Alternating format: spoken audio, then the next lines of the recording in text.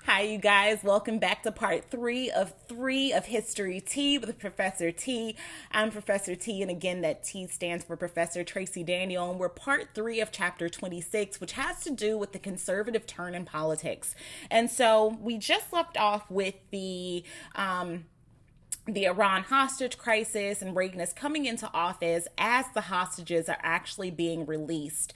And so with the election of 1980, Reagan bursts into the political scene, and he really asks the question of, are you better off than you were 8 years ago? Okay, and by 1980, Carter's approval rating had fallen significantly. By 1980, Carter's approval rating had fallen to just 21%.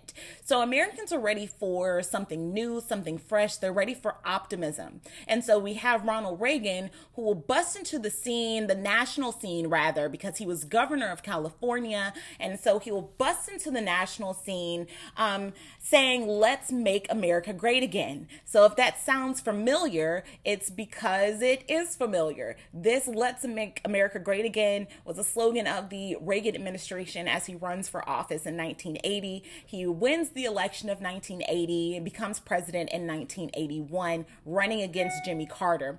Reagan was not unknown. He was the former governor of California, and before that, he was an actor, so he was well known. He began his campaign in Mississippi with a speech emphasizing states' rights. And so he will kind of win white conservatives in that way, that he will go down to the South and he will campaign on states' rights in the South. And that is a huge hot ticket or hot button topic when it comes to the South, one of states' rights. Reagan will condemn welfare cheats. We get the archetype of the welfare queen under Reagan. Reagan will condemn affirmative action. He'll also condemn busing. He'll win support of the religious right and of conservative upholders of family values. So Reagan will win support from those who are yelling for family values as well as the religious right. Reagan is also an excellent public speaker, and he is also an optimist. He is very optimistic. Let's make America great again. Are you better off than you were 4 years ago? So he comes in with this light and with this optimism that is something that's very, I would say, addictive to Americans. With the Reagan Revolution that we get, his idea was to reduce government spending, taxes on the wealthy, and government regulations on the economy. He promised to free the government that had been controlled from control by special interests. Reagan will make conservatism seem progressive rather than an attempt to turn back the tide of progress. So he makes conservatism sexy, dare I say? Yeah, I'll say it. He makes it progressive. He makes it sexy. So it's also during this time that we get the idea of supply side economics. If you are for this or if you're against it, it can be called trickle down economics. It's also been known as Reaganomics. And so I'll refer to it as Reaganomics, okay? So Reagan assumed that cutting taxes would encourage economic expansion. So that's supply side economics or trickle down economics. If you cut taxes, it would encourage the economy to grow. For Reagan, economic freedom meant that the power of unions needed to be curtailed, and we'll see that in this administration. It meant dismantling regulations, and we'll see that in this administration, as well as reducing taxes of the wealthy in this administration. In 1981, Reagan will reduce the top tax rate from 70% to 50%. And in 1986, with the Tax Reform Act, he reduced the rate of taxes on the wealthy Americans to just 28%. He appointed conservative heads to regulatory agencies who cut back on environmental protection programs and workplace safety rules. So they'll cut back on some of those domestic programs funded by the EPA as well as OSHA. They'll also, this policy assumed that by cutting taxes, or that cutting taxes would inspire Americans at all income levels to work harder, since they would be keeping more of the money they earned. So that's the idea of supply side or trickle down or Reaganomics, is that it would encourage, by cutting taxes of the wealthy, it would encourage Americans at all income levels to work harder, since they would keep more of the money they earned.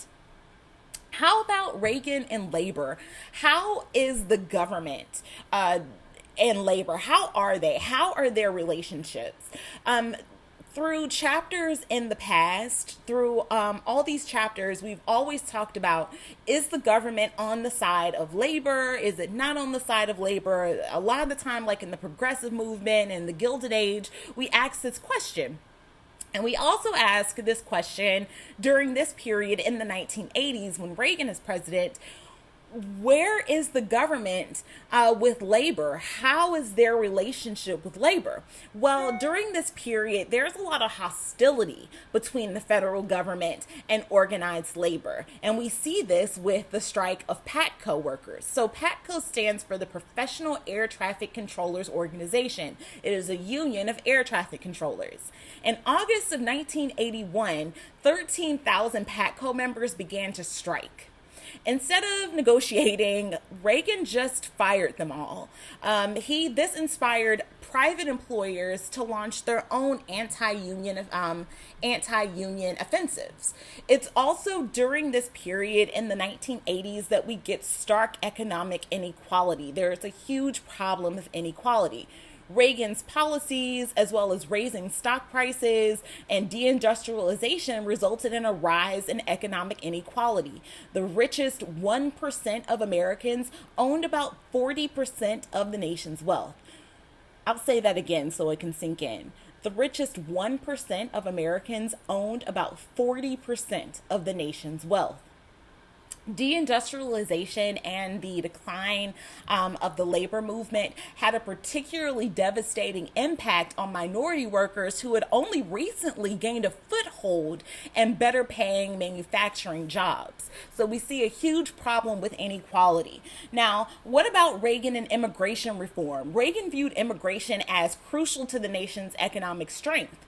So in 1986, the Immigration Reform and Control Act is passed. This provided amnesty and a path to citizenship for nearly 3 million undocumented immigrants, but it penalized employers who knowingly hired them. So conservatives and Reagan. The Reagan administration sharply reduced funding for Johnson's Great Society anti-poverty programs. So programs such as food stamps and school lunches were greatly reduced under the Reagan administration. And even though he won support of the Christian right, he does very little to advance the social agenda of the Christian right. Abortion remains legal. Women are entering the workforce in unprecedented numbers during this time. However, he will push some conservative agendas. So in Bowers versus Hardwick in 1986, this Supreme Court case upheld the constitutionality of state laws outlawing homosexual acts. Okay? Reagan will also launch the Just Say No campaign for illegal drug use. We get the beginnings of I wouldn't even say the beginnings. We get the war on drugs during this period, or part of the war on drugs during this period. And so Reagan, to combat illegal drug use in urban areas, Reagan will launch the Just Say No campaign, where you just say no to crack cocaine. Sorry about that. He also will launch the Anti-Drug Abuse Act in 86, which will lead to a surge in arrests and a rapidly increasing prison population. So in 1980, there were about 50,000 Americans in jail for drug use. By 1997, there were more than 400,000 Americans in prison for drug use, mostly Black and mostly from the Black and Latinx populations who had been disproportionately targeted by police. So we get that under Reagan. Another, I'll say, I will call it, no, it's not a blip, but I will say another bad thing that we get under Reagan. Another thing, I will say a thing that is going to mar his presidency is the Iran-Contra affair, So in 1984, Congress banned military aid to the Contras who were fighting the Sandinista government in Nicaragua. Reagan is obsessed with the Contras. He wants to provide aid to the Contras. But in 1984, Congress is like, no, you can no longer provide military aid to the Contras fighting the Sandinistas in Nicaragua. In 1985, Reagan secretly authorized the sale of arms to Iran, who at the time was fighting Iraq, in order to secure the release of hostages in Lebanon by Hezbollah. The CIA director of the time, William Casey, and Lieutenant Colonel Oliver North set up a system that then diverted proceeds from the sale of these arms to buy military supplies for the Contras. In 1987, a Middle Eastern newspaper called Al-Shara leaked the story about Iran-Contra, saying that, look, the U.S. government sold weapons to Iran, used that money from the sale of weapons to Iran to then fund, right, the Contras who are fighting the Sandinista government, even though their Congress said they cannot supply military aid to the Contras anymore. Congress held televised hearings about Iran-Contra and revealed a pattern of official duplicity and violation of laws. 11 members of the Reagan administration were actually convicted of perjury or destroying documents or pleaded guilty before even being tried. So this is something that will be a pretty big, or will leave a pretty big mark on the Reagan administration, is the Iran-Contra affair.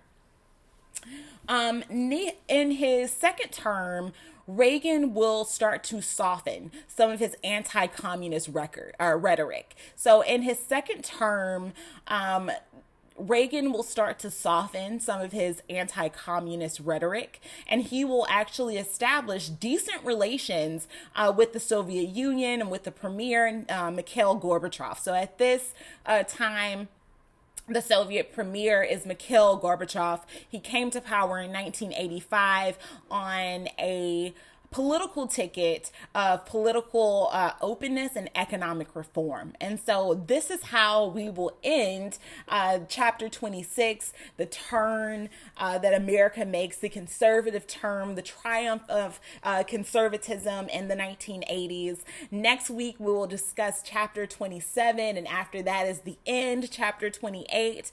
Thanks for staying tuned to History Tea with Professor T. And again, I am Professor T. If you have any questions, comments, put them down in the comments and I'll respond, all right? All right, you guys, have a good one.